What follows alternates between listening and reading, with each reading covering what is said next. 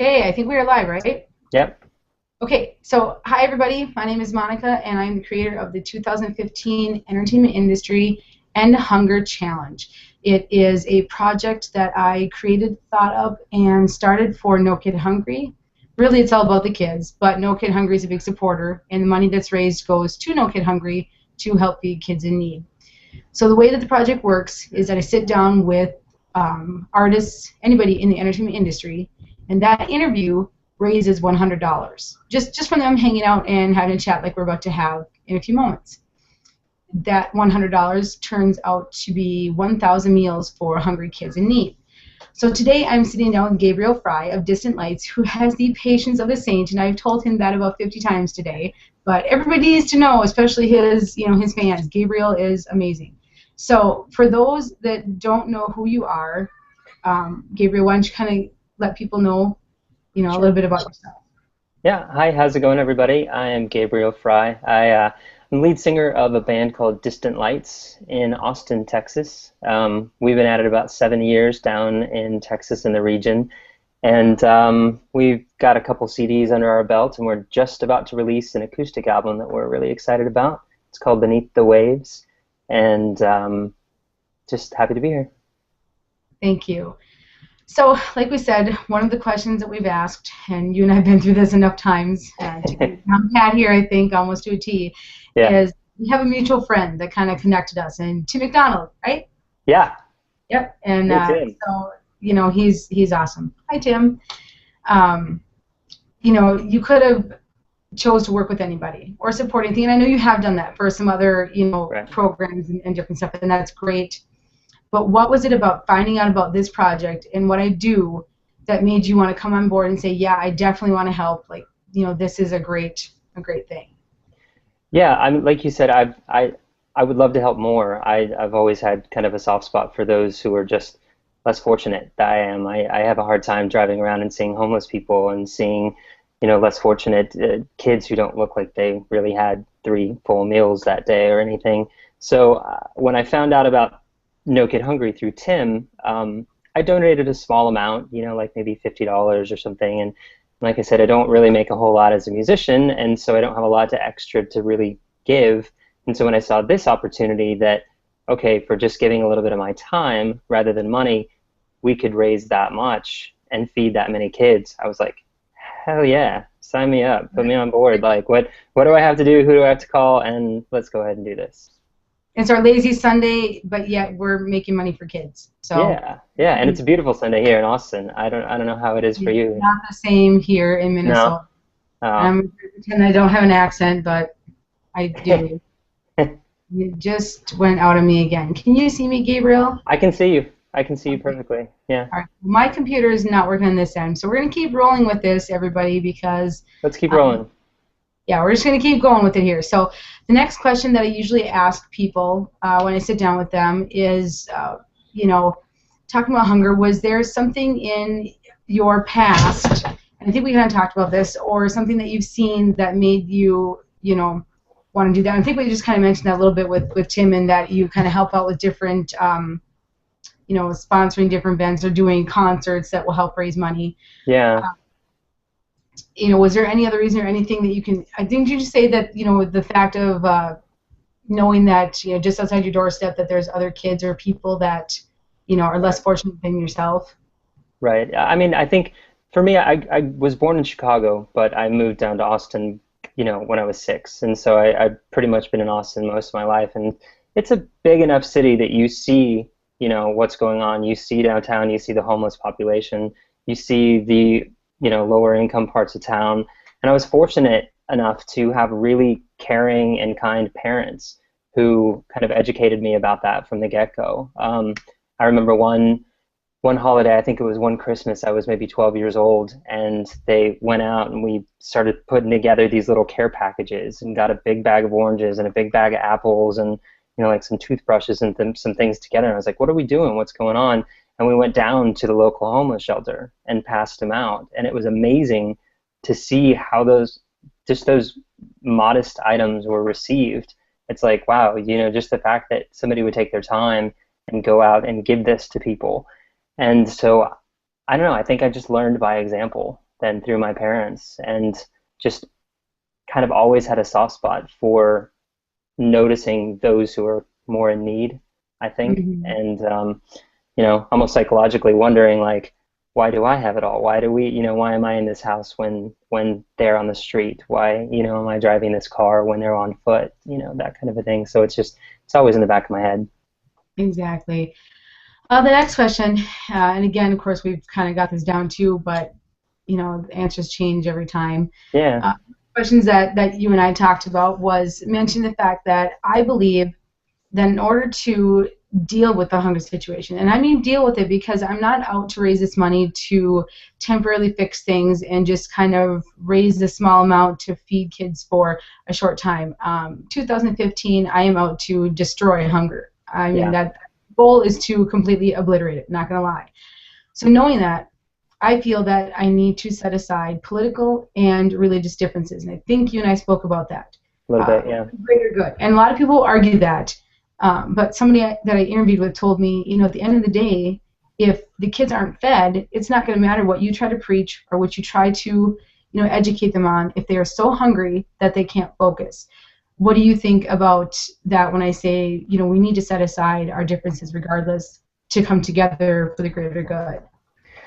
I wholeheartedly agree. I mean, on many fronts, aside from just hunger, I think we face too much opposition with our religious and political systems right now that just set up so many dividing lines between people that don't really need to be there, especially on something that like unanimously everybody should say every mouth should eat, every, no one should go hungry.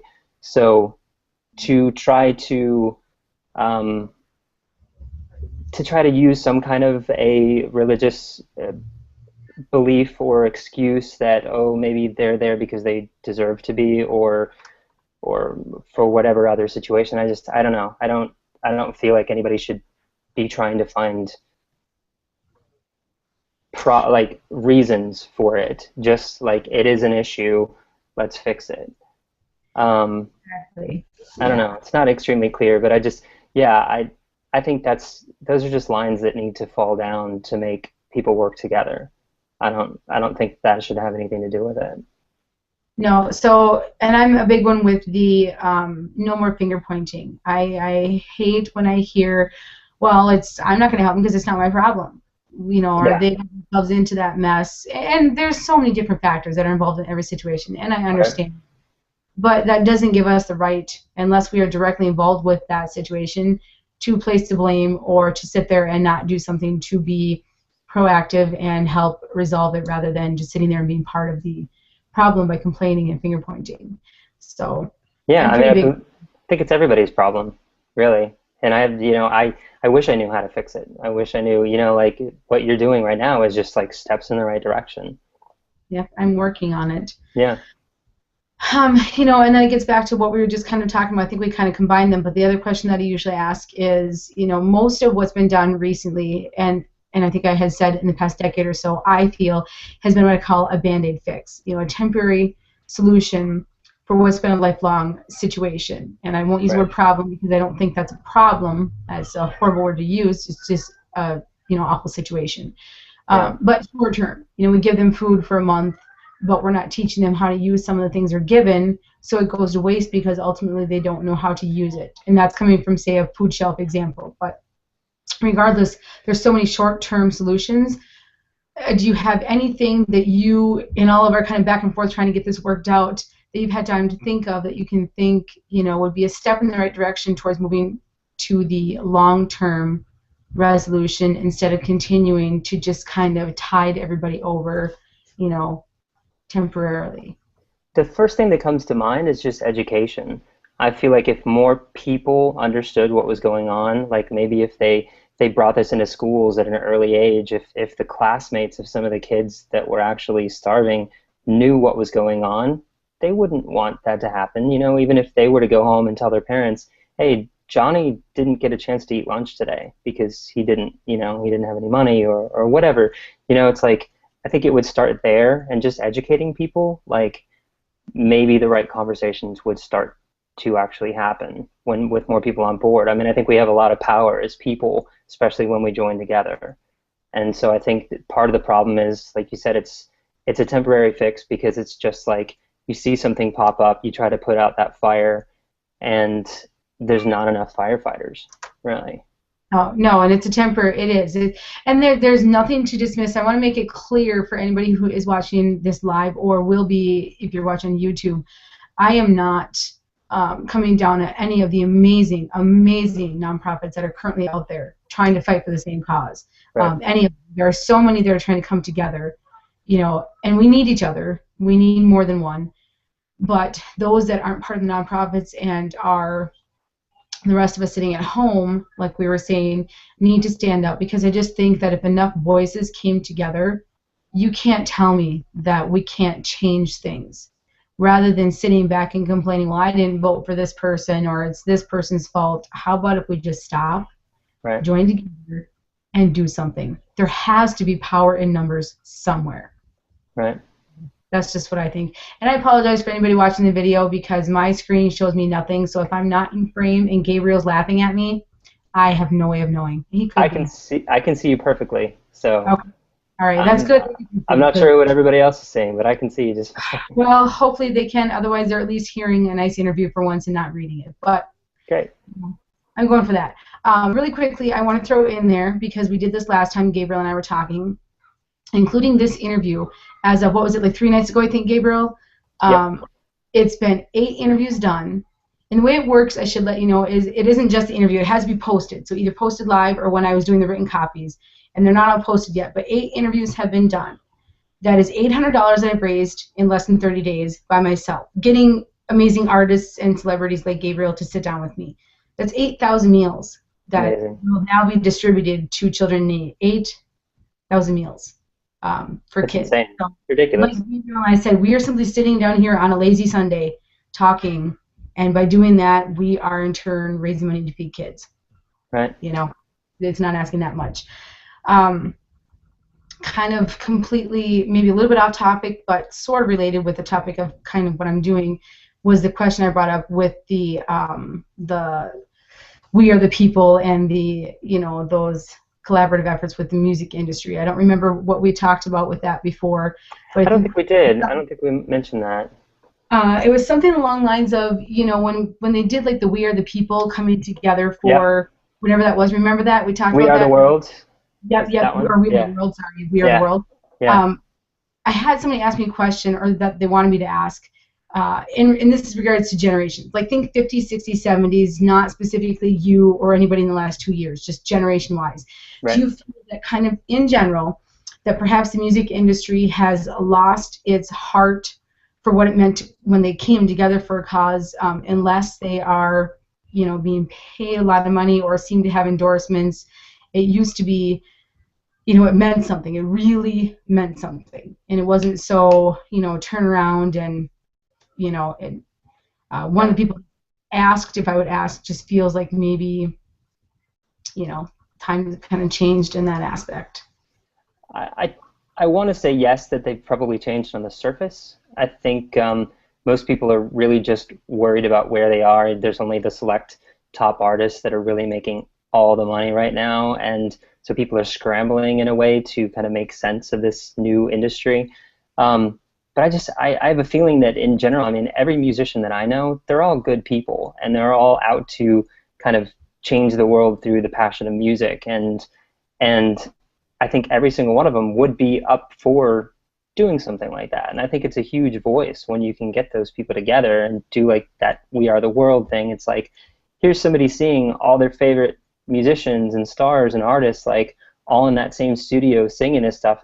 It's uplifting, it's empowering, it makes you kind of want to make a change. And I feel like I've seen something. They did the What's Going On thing, what was that, about 10 years ago? Yeah, and I don't even remember that. And it's not that We Are the People or We Are the World was the only thing that was done. Yeah. But I do remember a lot of what was done after that. I mean, one thing you're mentioning, and I have no idea what it was. Yeah, it was the point that he was making. Okay, so something was done, but did it leave a big enough impact that people are remembering? Oh, remember that. And I think that's kind of what he's getting at too. So yeah, it's not necessarily maybe that they've forgotten their heart or what it's about. I think it's just the hustle and bustle of the industry and trying Right. to be heard, is Right. becoming hard. Um, Yeah. yeah. So keep in mind for the viewers watching that this originally started out as the music industry um, challenge. And when enough people started hearing about it, I had emails from a model who I've sat down with a supermodel, and I will be sitting down with a pro NFL player next Cool. week and some other people. Yeah, I didn't tell you that. So it's now the entertainment industry. So the next question was originally geared towards music, but for you, Gabriel, was there anybody in your life or anybody now, music or otherwise, that kind of influenced you to want to be the voice to help us, to say, I need to do what I can to make people understand that this is important instead of being one of those people that just sits there hoping that somebody else will make the difference. Yeah, I mean, it's not the easiest thing in the world, being a musician, especially when you're a striving musician. Um, but it's those little questions and conversations that I have with people where people ask like why I do it, why I keep doing it. And the thing that I keep coming back to is always that I want to reach people and just try to elicit the passions and try to, just suggest great ways of improving their world and their surroundings and their communities. And not that it's my job to do that by any ways. I mean, I'm just me. But I guess, from an early age, I was a big U2 fan.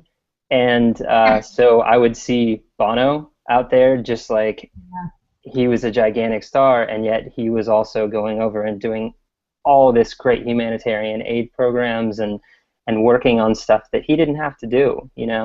And so I kind of took that as an example, as like, okay, so let's say, someday I do make it to the big time, and like by most people they think, oh, that's all just red carpets and limos and whatever, but it's like, no, that's just here on this mountain. I mean, where are you going to go from there? What's life going to be about? What's it going to be like when you've kind of made that dream? It's like, well, then you start figuring out what's next. And I always felt like, well, what's next is just going to be helping people. I don't know exactly how that's going to be. And so that's kind of part of my answer for the question earlier too, is just I just want to sort of immerse myself in projects like this to start that process. Exactly. Yeah, and you and I have thought of some amazing ideas and are back and forth of trying to make this interview finally work.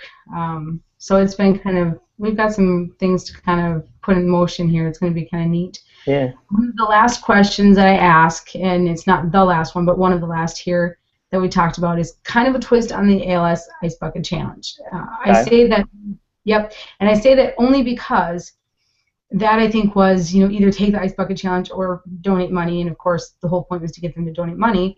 Right, and no one Uh, did, I think. yeah, well, I think they raised money, but a lot of those people Okay. just, yeah, exactly. Yeah. But with the way this works is the challenge at the end of each of these interviews, and so the challenge that you're going to bring upon somebody is that you're going to nominate 3 people. Okay. You nominate to sit down with me. So 3 people that you're calling up that we're going to take on Twitter, on Facebook, put this wherever we can. Anybody that is in the entertainment industry or that you can think of that is an influential person who would have a voice that people would listen to when we're talking, that you want to challenge them to sit down, knowing that it's going to raise $100, Okay. 1,000 meals, and get that goal. I mean, if we can get above $1,000 raised, that's, my math is bad, but what is that, like 10,000 meals, I think?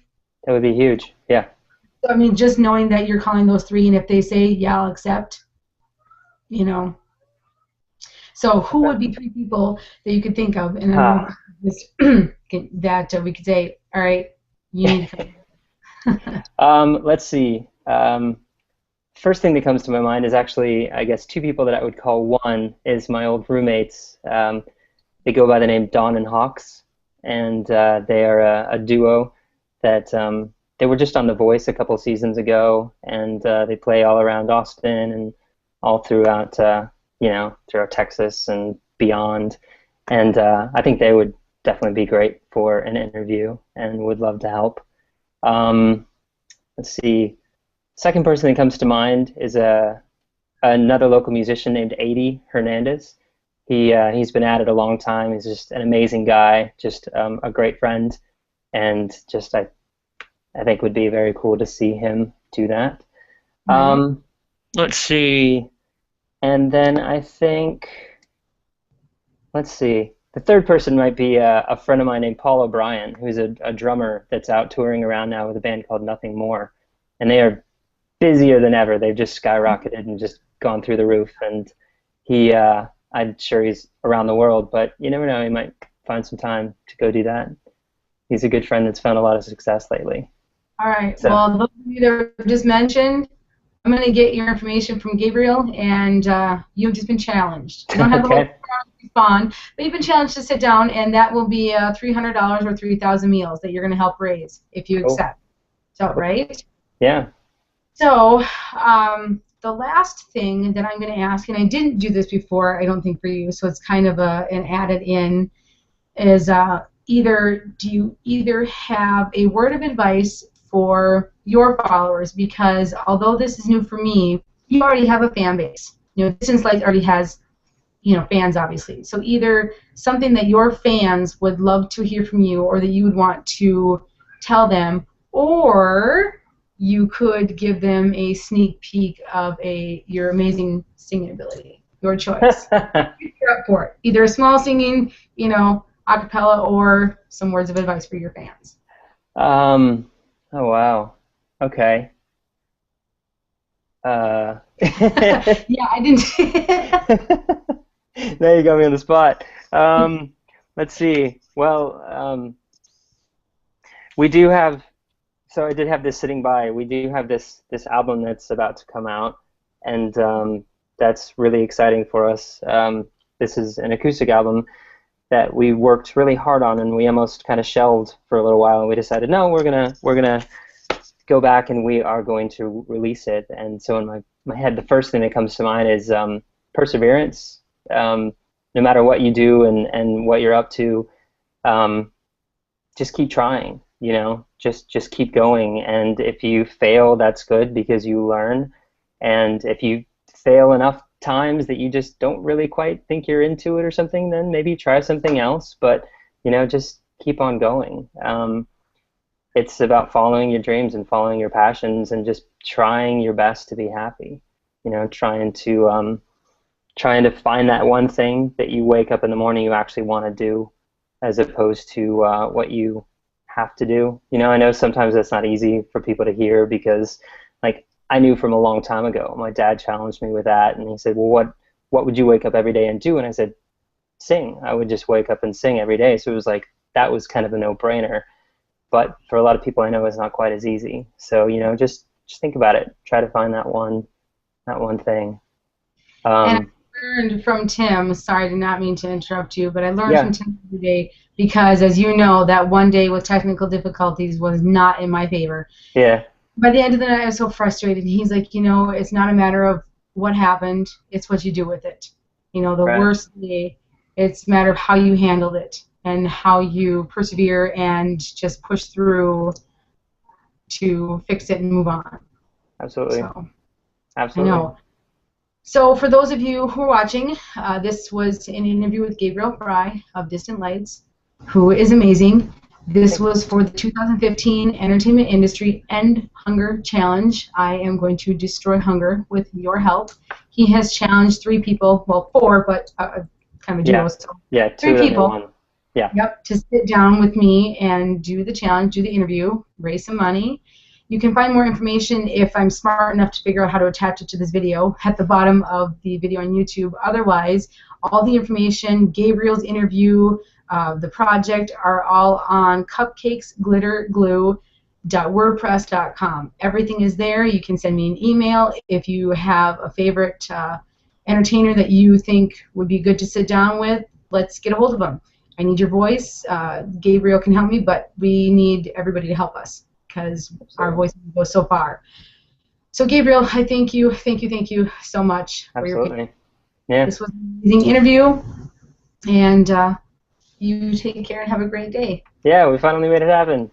I know, Brady, we made it so for everybody. If this post right, and when I hit the close button on this and it goes live for everybody who's laughing at me, this will be the first one after probably a week of constant failures and technical difficulties. So that's huge for me Yeah. if I find out that this worked for us.